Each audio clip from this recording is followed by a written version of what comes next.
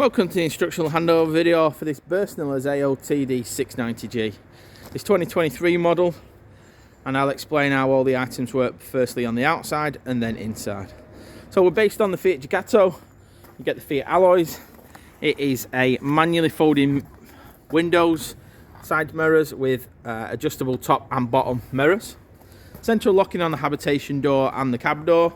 The habitation door is the Hartel XL door, so the larger door, and you have a habitation step that comes as standard with it.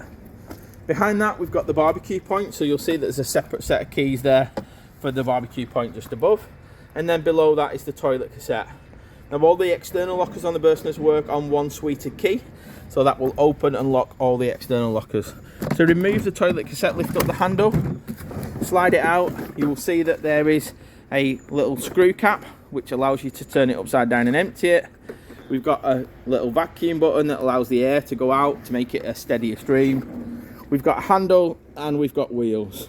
Now this will always slide out nice and easily, but only when the valve is in the right position inside, which I will kindly show you later in the video. To close it, just close it that way and just locks on one of the lockers just there. Behind the habitation, or the driver's door, garage door, we have a point here fitted from the factory, which will allow you to have mains, so you'll just need a Euro adapter, 12 volt, which is generally a Adapt It 5 adapter for that, because it's a slightly smaller one in Europe, and does have an aerial connector on there. Now the aerial connectors, you'll just need to specify with your salesman whether you want that connecting up to the aerials inside. Burstner tend not to do that as standard. That would allow you then to connect to a sides aerial point as well as an aerial if you have that fitted to the roof. The garage door has the door retainer and just opens simply just by pulling the handle towards you once you've unlocked. The awning is a Thule awning, and we'll send you a separate video of how to use that. In the garage area, this particular one has got an alarm, so we do put contacts on garages if asked and required. We've also got an additional bike rack, so a garage bike rack system. This is the Fiamma type, so the customers are obviously wanting to put the bikes inside. The two poles above, we've got the rear steadies, which are non-standard, and then the awning pole. We've got a light just above. Comes with carpets as part of the ambient pack, and we've got a plug socket nice and neatly in that corner just there. On closing it, just gently close it, and in the middle, just push in the middle, turn your key and lock it there. You'll see that the rear steadies are just fitted either side, just there, just wind with that handle. On the back now, we've got a different back panel, and we've got the new camera. So a brighter, bigger, clearer camera than previous years. So that's an adjustment for it. We've got another opening door which is standard here, and inside here is the normal wheel brace that comes from Fiat and a little toolkit. You may want to put that in a smaller bag and just store it away. It's quite a bulky, boxy item there. And again, accessibility, you've got a couple of tie down points on these rails as well. Garage door again on this side is two. Got a contact fitted to it. The mains point's changed, so the mains point's now gone outside. It's labelled up with a little lightning strike. That's where your mains plug will plug in to give you power into the vehicle. Behind that we've got an opening locker. Again, little changes over the last few years, but basically now it has a door retainer, it opens up, and the bottle sits side by side for easy access, and it does come with a regulator on the top. This one's got the changeover regulator fitted, so non-standard you need to specify it. Normally it's a single one, but this will allow the customer to put two gas bottles in and just change over by flicking that little lever round to the left or the right hand side, and the little indicators on there. Can also be done with gas low and things like that as well, but just specify with your salesman if you want that changeover, as it is non-standard. Below that we've got a little point here that tells you where your wastewater point is, and it's found underneath. So your grey pipe is where your wastewater tank will empty, so that one. The handle is how you will empty it. So turn it quarter turn and that will close it. Quarter turn will empty it, and then just remove it. We'll just leave the bar there for your onward journeys. Further forward you've got the Truma system. There is an indicator to tell you now that it does get warm, so just be careful with that, guys. But that is your ventilating system for the boiler. And forward of that now we've got the new service locker area. So in here we've got a few little different items. Tucked away just at the back here, the little yellow valve is your water drain. So when it's up in the vertical position, it will drain the water out of the system. Flick it down and that will allow the system to fill up with water. Yeah, when you want to drain it again, lift it back up, just like so. Forward of that, we've got our frost protection valve. So as we see it at the minute, with the diamond facing towards the front of the vehicle and the little blue button at the bottom here, just out, that will drain the boiler of any water. To get it working and active, twist it. So that's your first step, and then press the little button in. It's warmed up a little bit in days here, so it will go in. If it doesn't go in, that little blue button at the bottom, you need to run your heating on without your hot water first of all to heat up this chamber. You'll probably have seen already that we've got heater pipes in here. It will heat up the void and allow that button to go in. Yeah, when you want to drain it, just flick it and the button will come out automatically. Okay. To the left hand side of it, you've got a little access panel to get you in to show you how to clean it. And then we've got the little compartment here, which you will put on when you're filling up. So the blue being fresh water. Put your little overflow spout on there, will allow you to fill up the water. The water will fill up to either 20, as it says on here, or 120 litres. To do that, what you need to do is just turn this wheel. So to the left, finger tight, will empty the tank completely. Turning it to the right, you'll hear a click. The first click will only fill it up to 20 litres, and once it's reached 20 litres, it will empty anything excess above that out of the overflow. To fill it up further, just keep turning it until it's finger tight, and then that will stop the water coming out. If you have forgotten any of those elements, guys, they'll generally drain out underneath the vehicle, and you'll be able to just go to them and see which one is the one that's not in the right position. But that is your main water drain and boiler points for the actual vehicle itself. All located in that service locker just there. So all your main appliances, gas, water, boiler valves, mains plug-in points can be found on this side of it. One thing I did miss, you've got the fridge vents just high up there. You can buy additional covers if you want them.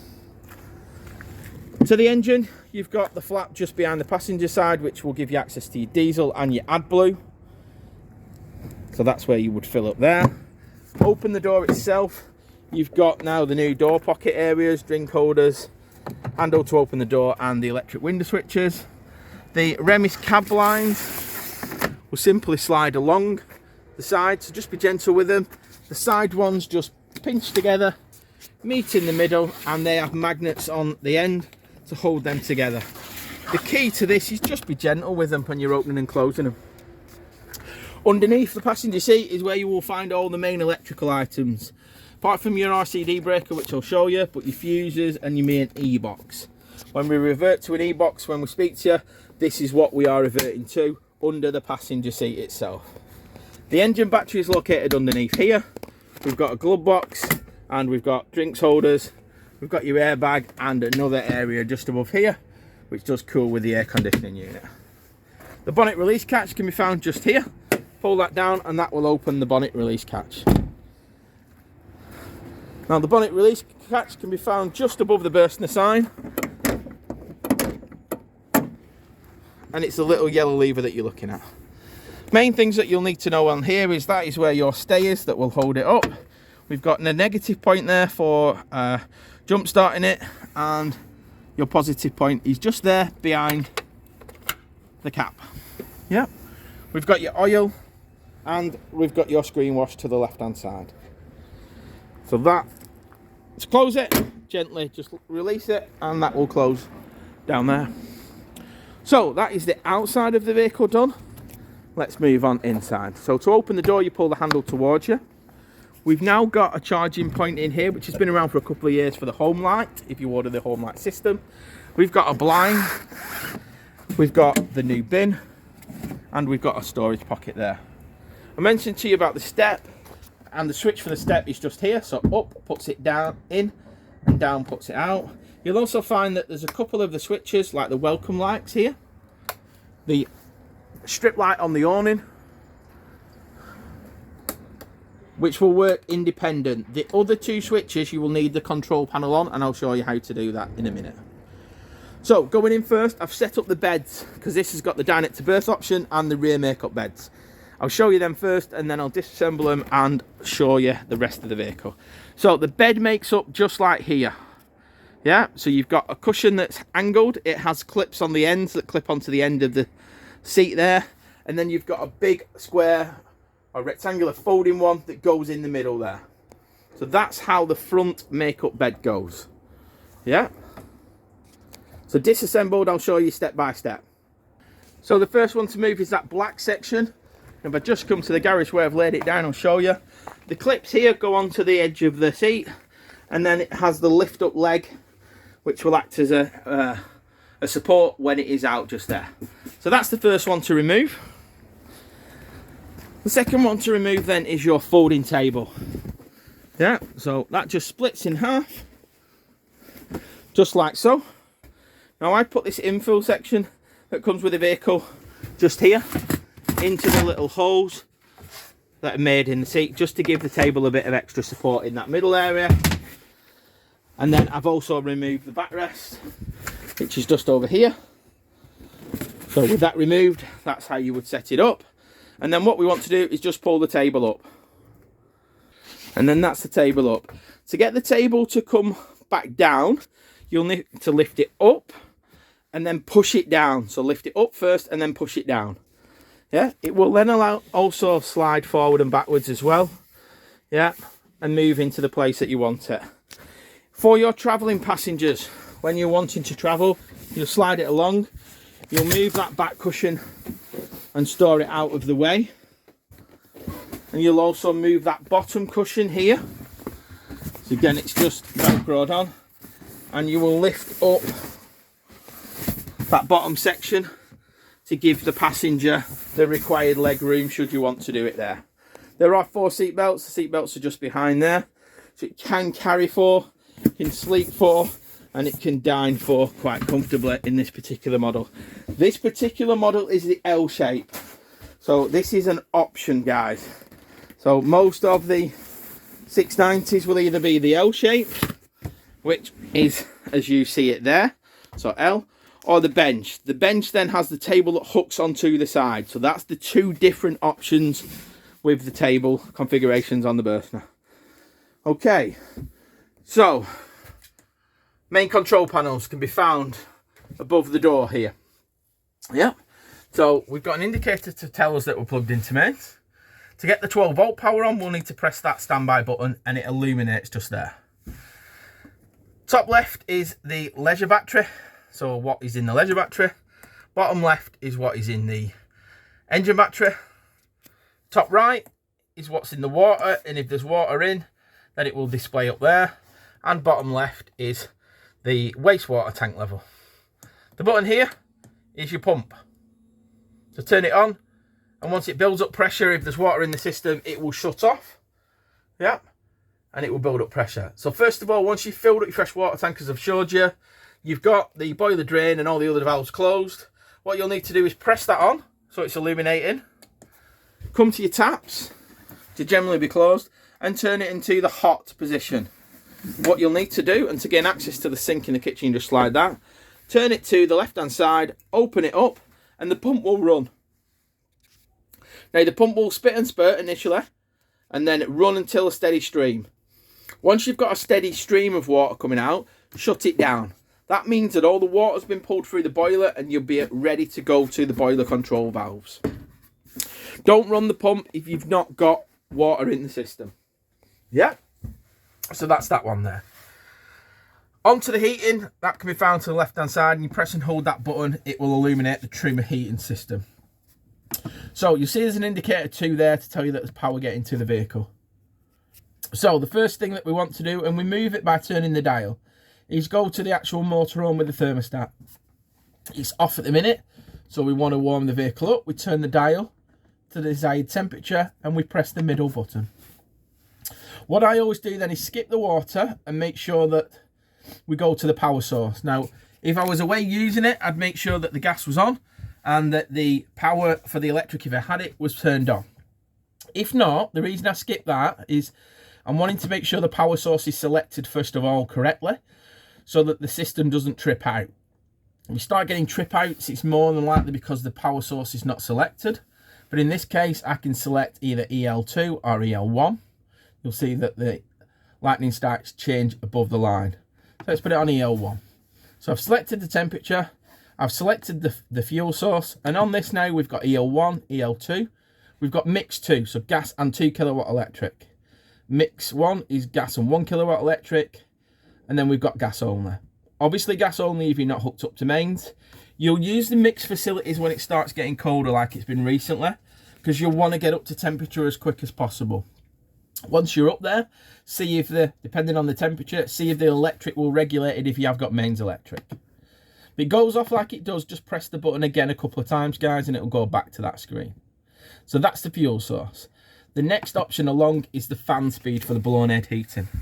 So we can either have an eco, which is basically a slow, high, which is fast, or once you've got high running and the fan's been running for about 5 minutes, you'll be able to go back in there and select the boost.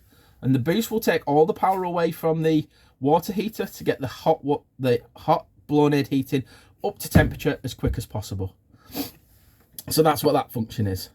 Once you've decided that there's water in there and you've filled it up, if you want your water to go on, you'll hit that little thermostat. Eco is approximately 40 degrees, hot is approximately 60 degrees, and boost takes all the power, as it would do in the blown air heating system, away from your blown air heating to heat up the hot water. You can only have boost on one or the other. It won't do it on both. If you're wanting to do both at a reasonable section, you'd put that on hot and that on high, or either one of them on boost to get them up to temperature. So that's the basics of that system. You've got timer functions, time settings. You will have to set your time every time you turn it off, and then options in here for settings. My advice is to turn the unit off before you unplug and turn off your gas, and do the reverse before you turn it on. Plug in the electric and turn on the gas. That will limit the amount of error codes that you get on that Truma system. But that's the heating and the hot water in a brief explanation. Above it is the little thermostat, which will turn on and off the temperature once it's reached there. Okay. Below that, we've got TV bracket. We've got mains, 12 volt. Again, these are a smaller fitting 12 volt, so you'll need what's called an adaptive 5. And we've got an aerial point if you want an aerial or satellite connection there. We've also got a twin USB point just there, lower down. Below that, we've got the frosted magnetic strip area here. So Burstner do some magnetic glasses if you want them that go in there. We've also got some little pocket areas for storage, and we've got a couple of additional lights. Now we've turned the power on that will light and brighten up the area a lot more.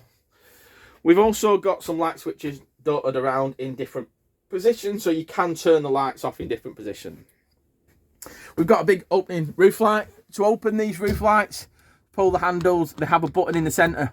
Pull the handles all the way around and then tighten these up, and they will open and ventilate that area. We have a blind and a fly screen fitted to that. To gain access into the cupboards, you simply just pinch them together. They'll give you access into it. These drawers are all, middle drawers are all removable, so you can set your height as you wish. We've got more along the side area, and this is where your aerial fitted. The aerials are optionals, so this is the Status Vision Plus aerial. You release the little collar and push it up if you want to get a better signal, but as it is here, if it is a signal like that saying green, you're not going to get a better signal in this area than that. In the vehicle, it does come with a grill pan. You do get a pack for both the Fiat and the Ford side of it. The kitchen area, we've got a couple of sockets up here. Generally one socket standard, so this customer has had a couple or an extra one fitted. We've got the 3-burner gas hob. We've got the grill and oven, and it has an igniter just there. When using the grill, just leave it open. Obviously use the oven as you would at home. Underneath that, we've got a storage area, and this is your main RCD breaker. So we've got the buttons that tell you what it is. The main thing that we would tell you to do is this button here. So as you see, I've just pressed that little circle. We're plugged into mains electric and we've got power coming into it, it will trip down. So if you have a problem with your electrics and we tell you to press the test button, that's that little test button in the RCD breaker in that cupboard underneath your oven. Okay. Cupboards in the kitchen. So we've got fitted sheets as part of the ambience pack. We've got the twin pigtails because it's got the changeover valve. You'll get one if it hasn't. We've got the lights that come, and these lights connect into the rails. So slide in and turn on. You can move them around, and you can also take it out, move it to a new location, slide it in, and it will become lit again. So they come as standard with the particular vehicle. So close it, you'll just hear that there's a little press, and that will be locked in place. The top cupboard in the kitchen area is where you will find your isolation valves. They're in the working position currently as you see them. So refer back to this video if you're unsure. The windows have fly screens and blinds fitted to them. So come down and up as you want. To release the two separate together, you just press that down, hold that down and press that back up, just like so. To the side of the kitchen area, we've got a storage compartment just there. To turn the fridge on, press and hold the little button to the left and it will light up. And we've got four main functions on this. We've got, if you press and hold that, it will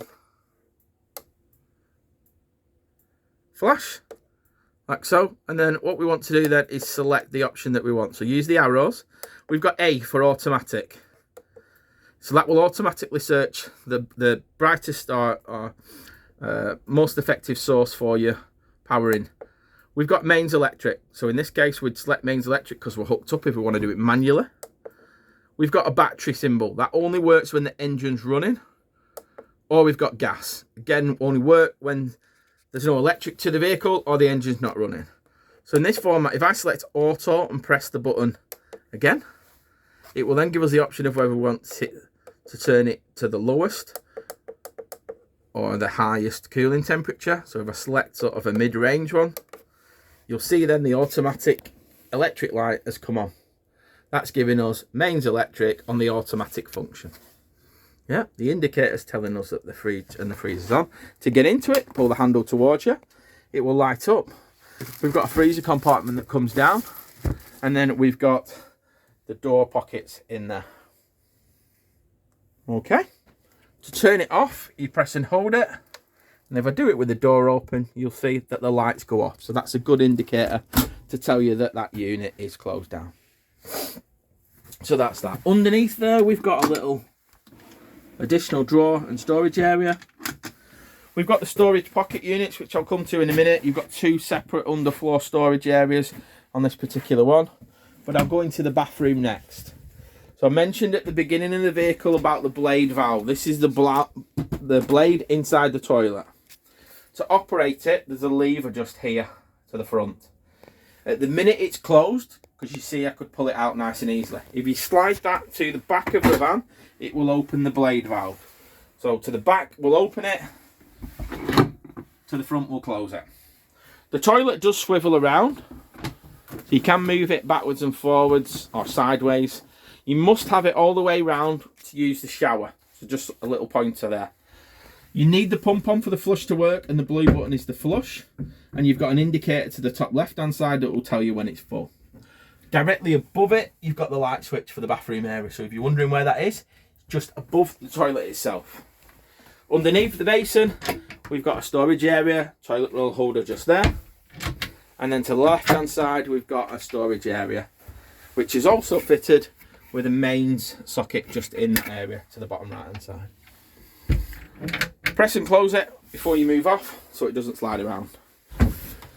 The button to move the wall is just there, and then you gently make sure that there's no obstructions in the way and pull it across, and there's a magnet at the top just there. There is a screen here to protect the door that you just slide across and will magnet onto the little strips on the door there. There's a hanging rail here and an opening window just here. Pull that down and just open up the back or the front by squeezing the handles together, or both at the same time. When you're finished, just press it back in there. We've got the shower, which has the tilter. Just move it vertical out of the way when you're opening and shutting the door. And we've got switches which are clearly marked with hot and cold on the taps just there. Just make sure that when you've started up your pump, you close it, and that you make sure that it's closed on both kitchen shower taps before you run in your pump. Otherwise your pump will run. So that's the bathroom area. Couple of hanging points just here and one outside for you as well. To the back area, we've got a dividing curtain that's fitted just here. I've set it up firstly with the large double option, so you get a set of ladders, 2 infill cushions in the middle, and then your single beds either side. Again, I mentioned that a couple of times it's got the ambience pack that gives you the additional cushions and the actual banderole sheets that come from Burstner as part of that pack. We've got a light in the middle and a main socket. To revert this back to the single bed options, you'll first of all remove the ladder and then lift up gently the cushions. You'll see that these have little hooks and they hook over the edge of this actual bed frame itself if you're wanting to make it into a big bed there. Now you can either leave that middle section or you can remove it depending what you want to do, just like so. Again, the fly screens and blinds are all the same. We've got preparation for a TV point in the rear if you want one, mains, 12 volt and an aerial socket.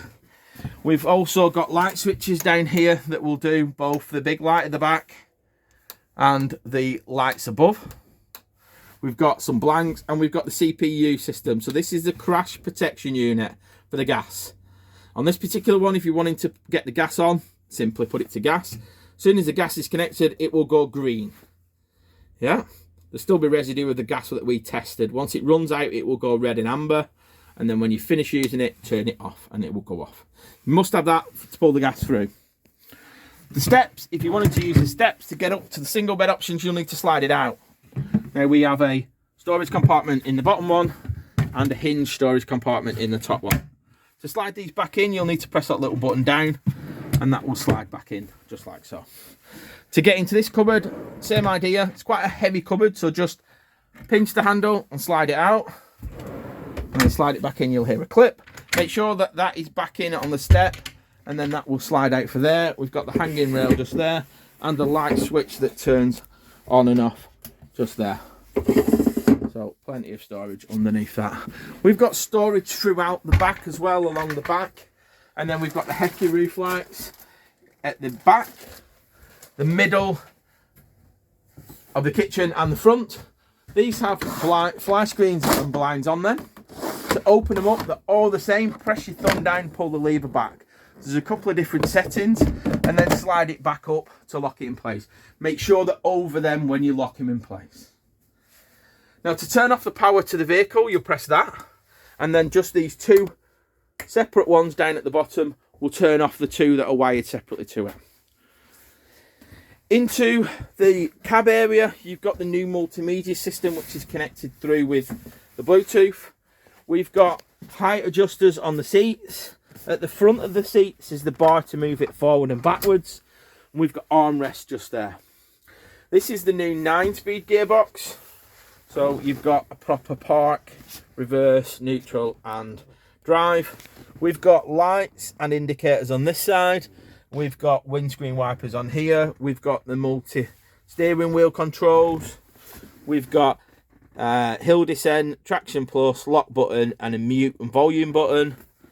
We've got a drinks holder just there and 2 lower down.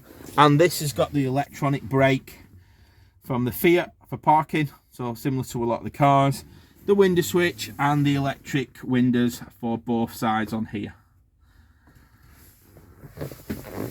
So that concludes our instructional video for the vehicle. I'll just quickly show you before I do that the underfloor area.